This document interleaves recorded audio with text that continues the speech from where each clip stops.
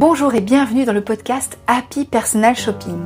Je suis Maïté Despréaux, Personal Shopper depuis 13 ans et j'ai le plaisir de vous aider à vous lancer dans cette activité passion. Voici les 4 thématiques que j'ai prévu d'aborder avec ce podcast pour vous aider à vous lancer et à exercer sereinement.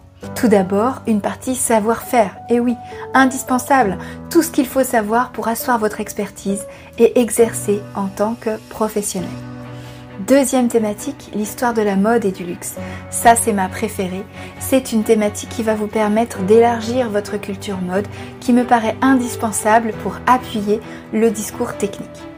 Troisième partie, on parlera organisation. Je vous donnerai des astuces pour gagner du temps au quotidien et développer votre entreprise sereinement, tout en vous ménageant des temps personnels. La dernière thématique est dévolue aux inspirations. Tout ce qui va vous permettre de vous nourrir, de nourrir votre culture mode bien sûr, mais aussi votre créativité pour mieux accompagner les personnes qui vont vous faire confiance. Si ça vous plaît, alors je vous propose qu'on commence tout de suite avec l'épisode du jour. Comment gagner sa vie en tant que personal shopper? C'est la question du jour et voici quelques astuces pour vous permettre de rentabiliser votre activité. Premier réflexe, ne sous-facturez pas vos prestations. C'est une erreur classique, et en particulier quand on souffre du syndrome de l'imposteur, c'est-à-dire quand on débute. Il est nécessaire que vous calculiez combien cela vous coûte de travailler. C'est-à-dire, est-ce que vous avez besoin de prendre votre voiture? Est-ce que vous avez besoin de faire garder vos enfants? Combien vous coûte une heure de travail?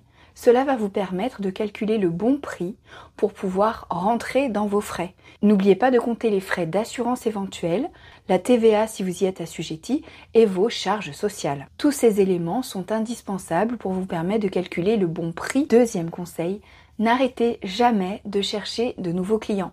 Et en particulier si vous travaillez avec des particuliers. Il faut toujours prospecter, chaque semaine un petit peu. Rares sont les clients fidèles. Le bouche à oreille met parfois très longtemps à se mettre en place. Chez moi, entre 3 et 7 ans. Et pourtant, il faut vivre pendant cette période-là. Les clients réguliers vous assurent un fonds de roulement, une trésorerie régulière qui va vous permettre de vous payer régulièrement. Donc c'est très bien d'avoir des clients ponctuels, c'est encore mieux d'avoir des clients réguliers. Essayez de réfléchir, peut-être que vous avez la possibilité dans votre offre de faire une formule à abonnement ou de proposer une formule en plusieurs étapes avec différents paiements de façon à vous assurer un revenu régulier. Troisième conseil, travaillez avec des entreprises. Je vous l'ai déjà dit, mais les entreprises, c'est une façon royale de viabiliser votre activité. L'avantage des entreprises, c'est qu'elles sont beaucoup plus faciles à fidéliser, notamment parce qu'elles ont l'habitude d'avoir des prestataires. De surcroît, elles vous permettent de mieux gagner votre vie en une fois. Donc le plus important quand vous travaillez avec une entreprise, c'est de ne pas vous sous-estimer. Laissez tomber le syndrome de l'imposteur et optez pour la négociation. Parce que vous savez quoi, et ça c'est une papillote Révillon qui me l'a appris il y a quelques Noëls, dans le business, ce n'est pas ce que vous méritez que vous allez gagner, mais ce que vous allez négocier. Donc n'oubliez pas de négocier. Il est donc très important que vous valorisiez votre travail pour le vendre. Cela se fonde aussi sur une stratégie de personal branding bien sûr, et j'espère que vous avez fait le point là-dessus. Cela fera l'objet d'un prochain épisode. D'ailleurs, pensez à vous abonner si vous ne voulez pas rater les prochains. Je vous invite aussi à retrouver cet épisode directement sur le blog en suivant le lien qui se trouve ci-dessous. Quatrième point, les partenariats avec les boutiques. Alors ça, c'est vraiment un débat qui existe dans le milieu du conseil en images et du personal shopping. Faut-il ou non négocier des remises avec les boutiques? Tout dépend finalement de votre façon de faire, de ce que vous avez envie de faire. Personnellement, je ne suis pas attachée à une boutique en particulier parce que j'aime cette liberté. Et quand une boutique me propose de travailler avec elle, je préfère négocier la remise pour la personne plutôt que pour moi-même. Mais ça, c'est ma façon de voir les choses. Si vous avez l'habitude, parce que dans votre ville, il y a assez peu de magasins et que vous avez vraiment ce magasin-là qui est incontournable et qu'en plus vous avez un partenariat financier avec cette boutique, eh bien allez-y, c'est génial. Peut-être faudra-t-il simplement le mentionner auprès des personnes que vous accompagnez, histoire d'être vraiment transparente. Ensuite, tout dépend du type de personne que vous allez accompagner.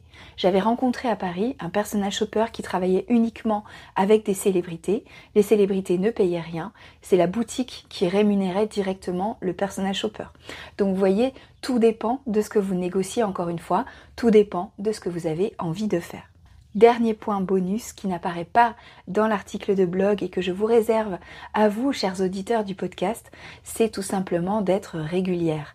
Plus vous allez être régulière dans votre prospection commerciale, meilleurs seront vos résultats. Cela passe par évidemment une bonne discipline, le fait de savoir par exemple quelles entreprises vous allez avoir envie de contacter, ou alors d'avoir une stratégie régulière sur les réseaux sociaux, puisqu'en mettant en avant votre expertise, votre talent, vous allez attirer à vous des personnes qui vont vous suivre et qui un jour ou l'autre feront appel à vous. Quand on ne le sait pas, mais vous êtes là justement pour donner envie. Et tant que vous montrez cette expertise et que vous donnez des conseils gratuitement à l'audience qui vous suit, vous allez paraître l'experte. Et le jour où j'ai envie, j'ai besoin, je ferai appel à vous parce que vous êtes dans mon quotidien. Je vois vos conseils chaque jour et je me dis, le jour où j'aurai un peu d'argent de côté, je ferai appel à cette personne-là. Voilà, c'est tout pour aujourd'hui. J'espère que cet épisode vous a plu. N'hésitez pas à me le dire en commentaire. On se retrouve aussi sur les réseaux sociaux. Et puis bien sûr, la semaine prochaine pour un nouvel épisode de podcast.